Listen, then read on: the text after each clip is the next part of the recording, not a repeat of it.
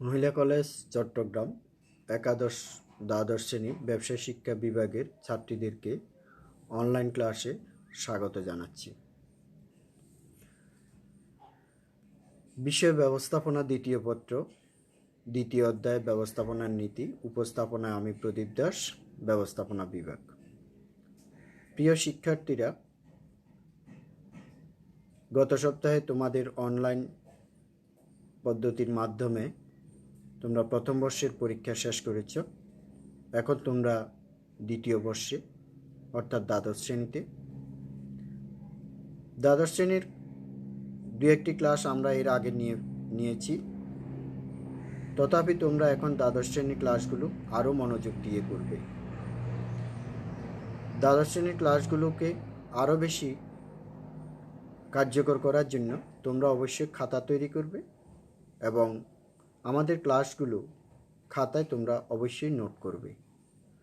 Note করলে তোমরা বুঝতে পারবে যে আমরা কি পড়ালাম আর তোমরা কি শিখলে, এবং সেগুলো পরবর্তীতে অনুশীলনের কাজেও বারবার ব্যবহার করতে পারবে। তাহলে তোমাদের এই অনলাইন ক্লাস অনেক বেশি উপকারে আসবে। তাই আমি তোমাদেরকে বলবো, সবাই আলাদা খাতা তৈরি করে এই ক্লাসগুলো অবশ্যই খাতায় নোট করবে। তাহলে চলো আজকের আলোচ্য সূচিতে। আজকের আলোচ্য বিষয় এফ.ডব্লিউ. টেলর এর অবদান। তোমরা এর মধ্যে এফ.ডব্লিউ. টেলরের নাম শুনে থাকবে। এফ.ডব্লিউ. টেলর হচ্ছেন আমাদের ব্যবস্থাপনা ক্ষেত্রের এক উজ্জ্বল নক্ষত্র। এফ.ডব্লিউ. টেলরের অবদান ব্যবস্থাপনা ক্ষেত্রে বিশাল পরিবর্তন, অকল্পনীয় পরিবর্তন সূচিত করেছে। এফ.ডব্লিউ. টেলর এর কারণে শিল্পক্ষেত্রে ব্যাপক পরিবর্তন, বিপ্লব সাধিত হয়েছে। সেই এফ.ডব্লিউ. টেলর কী করেছিলেন, তিনি বা লেখাপড়া কী করেছেন, তার জীবনটা কেমন ছিল, সে সম্পর্কে একটু জানব এবং ব্যবস্থাপনায় তিনি কি কি বিষয়ে অবদান রেখেছেন সেই বিষয়গুলো একটু দেখব। তাহলে আমরা শুরু করছি তার জীবনী নিয়ে। এফ.ডব্লিউ. টেলর এর পূর্ণ নাম ফ্রেডারিক উইনস্লো টেলর। তিনি মার্কিন যুক্তরাষ্ট্রের অধিবাসী। মার্কিন যুক্তরাষ্ট্রের ফিলাডেলফিয়াতে তিনি জন্মগ্রহণ করেছিলেন 1856 সালে। তিনি শিক্ষাজীবন শুরু করেছিলেন হার্ভার্ড বিশ্ববিদ্যালয়ের আইন বিভাগে, কিন্তু তার দৃষ্টিশক্তির সমস্যা ছিল। দৃষ্টিশক্তির স্বল্পতা বা সমস্যার কারণে তিনি হার্ভার্ড বিশ্ববিদ্যালয়ের আইন বিভাগে তার লেখাপড়া শেষ করতে পারেননি। পরবর্তীতে চাকরি করাকালীন বৈজ্ঞানিক শাখায় লেখাপড়া করে তিনি মেকানিক্যাল ইঞ্জিনিয়ার ডিগ্রি লাভ করেছেন। একটি ট্রেনিং ইনস্টিটিউটে তিনি প্রথমে প্যাটার্ন মেকার হিসাবে 1875 সালে কাজে যোগদান করেন। এছাড়াও কয়েকটিতে তিনি শিক্ষানবিশ হিসাবে তখন কাজ করেছিলেন। তার চাকরি জীবনের সবচেয়ে বেশি সময় কাটিয়েছেন 1878 সালে যোগ দিয়ে মিডবেল স্টিল কোম্পানিতে দীর্ঘ সময় চাকরি করেছেন। 1878 সাল থেকে তিনি 1890 সাল পর্যন্ত এই কোম্পানিতে কাজ করেন। এই কোম্পানিতে তিনি 28 বছর বয়সে প্রধান প্রকৌশলী হিসাবে নিয়োগপ্রাপ্ত হন এবং সালটা ছিল 1884 সাল। এত অল্প বয়সে তার কর্মদক্ষতার মাধ্যমে তিনি এত বড় একটি স্টিল কোম্পানির প্রধান প্রকৌশলীর পদে যোগ দেন। তিনি খুব দক্ষতার সাথে এই প্রতিষ্ঠানের উন্নয়ন করেছেন এবং বিভিন্ন বিষয়ে গবেষণা করেছেন এবং গবেষণা করে তিনি চেষ্টা করেছেন কিভাবে একটি প্রতিষ্ঠানের উৎপাদন বৃদ্ধি করা যায় এবং কর্মরত সকলের উন্নয়ন ঘটানো সম্ভব হয়। এই কোম্পানির থেকে তিনি 1890 সালে ইস্তফা দেন, অর্থাৎ অবসর গ্রহণ করেন এবং অবসর গ্রহণ করার পর তিনি বসে থাকেন নাই। বিভিন্ন শিল্প প্রতিষ্ঠানের পরামর্শক প্রকৌশলী হিসাবে তিনি কাজ করেছেন এবং সেটি প্রায় 1900 সাল পর্যন্ত তিনি এই কাজটি করেন এবং এই সময়ের মধ্যে তিনি বিভিন্ন গবেষণা ও তত্ত্ব উদ্ভাবন করেন। মৃত্যুর আগ পর্যন্ত তিনি ব্যবস্থাপনা বিষয়ের বিভিন্ন বিষয়ে বিভিন্ন গবেষণা তথ্য উপস্থাপন করেন, বিভিন্ন মতামত দেন, তথ্য উদ্ভাবন করেন এবং সর্বশেষ 1915 সালে তিনি মৃত্যুবরণ করেন। এফ.ডব্লিউ. টেলরকে বৈজ্ঞানিক ব্যবস্থাপনার এই ধরনের সুদূর প্রসারী একটি তত্ত্ব উপস্থাপনের জন্য বৈজ্ঞানিক ব্যবস্থাপনার জনক বলা হয়। আমরা এর পরবর্তীতে তার অবদানগুলি আরও বিস্তারিতভাবে একটু দেখব। প্রথমে আমরা তার যে বিভিন্ন গ্রন্থ, প্রবন্ধ, পদ্ধতি সম্পর্কে লিখেছেন সেগুলি সম্পর্কে দেখব। প্রথমে আমরা দেখতে পাচ্ছি this principles of scientific management. এটি তার বিখ্যাত বই। 1911 সালে তিনি এই বই লিখেছিলেন। 1911 সালে এই বই প্রকাশ হওয়ার পর বিভিন্ন শিল্প প্রতিষ্ঠানে এই বই নিয়ে সাড়া পড়ে গিয়েছিল এবং সবাই এর তত্ত্বগুলো, নীতিগুলো উপলব্ধি করেছেন এবং এগুলি প্রয়োগ করে প্রভূত সাফল্য অর্জন করেছেন। এ সময় তিনি এই বৈজ্ঞানিক ব্যবস্থাপনাকে আরও বেশি কার্যকর করার জন্য আরও বিভিন্ন বিষয় নিয়ে গবেষণা করেছেন এবং সেগুলোর উপর বিভিন্ন প্রবন্ধ, তথ্য উপস্থাপন করেছেন। যেমন শপ ম্যানেজমেন্ট বলতে মূলত কারখানা ব্যবস্থাপনাকে বোঝানো হচ্ছে। কিভাবে একটি কারখানা আরও স্বাচ্ছন্দ্যভাবে, আরও সাফল্যের সাথে চলতে পারে সেই পদ্ধতি তিনি সেখানে উপস্থাপন করেছেন। এপি স্টেট সিস্টেম, এটি হচ্ছে মূলত মজুরি ক্ষেত্রে মানে খণ্ডহার পদ্ধতি বলে, যে মজুরি অনুযায়ী মজুরিটা দেওয়া হবে তাদের পারিশ্রমিকের ভিত্তিতে, অর্থাৎ উৎপাদনের ভিত্তিতেই তাদেরকে মজুরি প্রদান করা হবে। এরপর যেমন আছে on the art of cutting metals, ধাতু কাটার কৌশল, অর্থাৎ বিভিন্ন ধাতুগুলো, তিনি যেহেতু স্টিল কোম্পানিতে ছিলেন, সেই স্টিল কোম্পানিতে বিভিন্ন কঠিন পদার্থগুলো কাটার প্রয়োজন হতো, তো সেগুলি কত সহজভাবে এবং দ্রুত কার্যকরভাবে কাটা যায় সেই বিষয়ে তিনি প্রবন্ধ লিখেছেন। এছাড়াও তিনি আরও বিভিন্ন বিষয়ে বিভিন্ন তথ্য প্রবন্ধ উপস্থাপন করেছিলেন। এর পরের বিষয়টি আমরা দেখব, সেটি হচ্ছে বৈজ্ঞানিক ব্যবস্থাপনা। বৈজ্ঞানিক ব্যবস্থাপনা কি?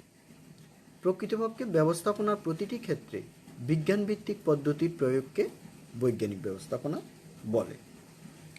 অর্থাৎ এটি একটি স্বতন্ত্র পদ্ধতি, আলাদা পদ্ধতি, এবং এই পদ্ধতিতে প্রতিটি ক্ষেত্রে বিজ্ঞান ভিত্তিক, অর্থাৎ মন যা চাইল তা নয়, হিসাব নিকাশ করে, বৈজ্ঞানিক ভিত্তিতে হিসাব নিকাশ করে প্রত্যেকটি ক্ষেত্রে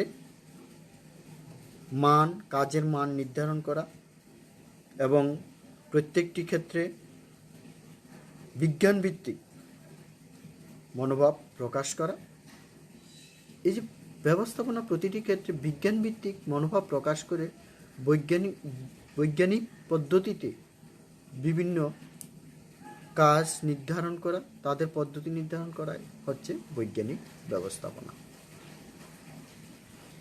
এই পদ্ধতিটিকে কার্যকর করার জন্য তিনি প্রধানত 4টি নীতির কথা উল্লেখ করেছেন। সেই নীতিগুলো কি? 1 নম্বর হচ্ছে পুরাতন পদ্ধতির পরিবর্তে বিজ্ঞান ভিত্তিক পদ্ধতির প্রয়োগ, অর্থাৎ প্রত্যেকটি কাজের মান নির্ধারণ, তারপর কাজের পদ্ধতি নির্ধারণ, সময় নির্ধারণ, প্রত্যেকটি ক্ষেত্রে বিজ্ঞান ভিত্তিতে পরীক্ষা নিরীক্ষা করে সেগুলি নির্ধারণ করা হবে।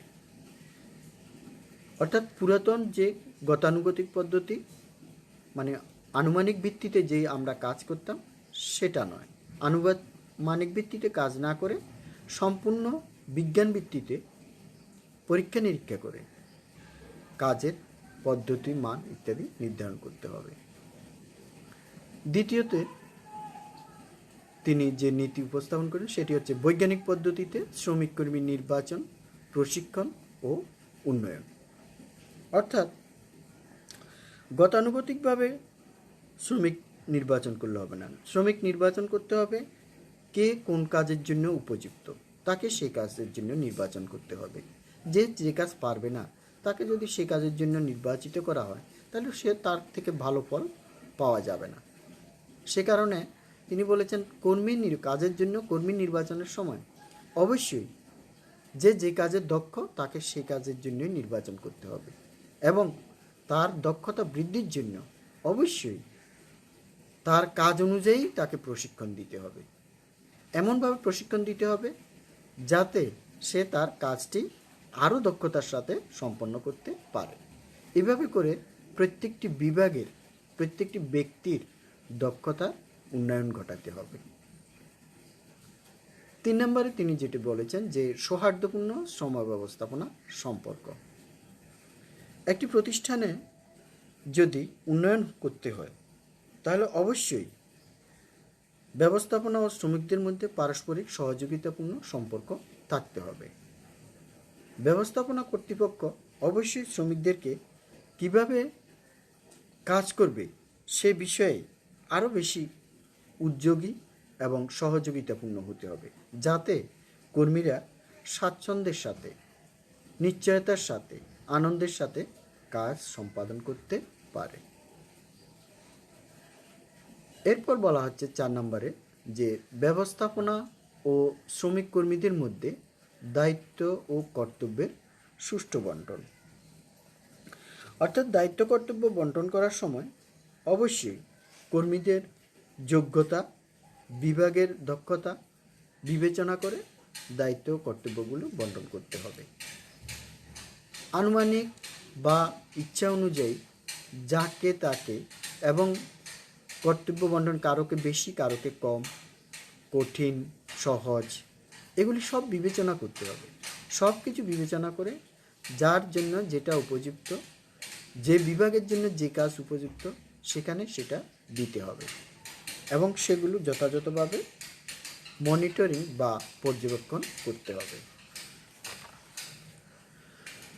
এরপর আমরা এই বৈজ্ঞানিক ব্যবস্থাপনাকে আরও কার্যকর করার জন্য তিনি কতগুলি সহায়ক পদ্ধতি বা বিষয়ের কথা বলেছেন।